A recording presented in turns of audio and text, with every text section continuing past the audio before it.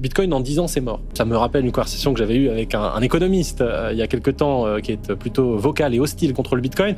Lui disait Bitcoin dans 10 ans c'est mort. Et moi j'avais répondu je pense que Bitcoin survivra à l'euro. Pourquoi je dis ça? Parce que derrière ce qui se joue en ce moment en France, pour moi il y a le sujet un peu plus important encore que la France, c'est que c'est la crédibilité de l'euro qui se joue. D'une certaine façon, on n'est pas à l'abri si la France continue de montrer ce qu'elle montre depuis un certain temps, incapacité à faire un gouvernement, instabilité, retour sur des réformes structurelles, incapacité à faire des économies, etc., etc. On peut passer un point de bascule où en fait la France devient la nouvelle Grèce, mais en puissance 10, puisqu'évidemment la France c'est 10 fois le PIB de la Grèce. Je pense que beaucoup de Français sont en train de se rendre compte que, pour reprendre un propos très récent de Christine Lagarde qui redisait encore récemment que Bitcoin n'a pas de valeur intrinsèque, rappelons à tout le monde que la valeur intrinsèque, si tant est que ça existe, de l'euro, c'est la capacité des parlementaires français à faire des compromis. C'est encore moins sûr que la valeur intrinsèque, entre guillemets, de Bitcoin. Donc il y a beaucoup de Français qui s'en rendent compte et qui, à mon sens, commencent à se dire il faut peut-être mieux faire confiance dans les maths que de faire confiance dans des promesses politiciennes.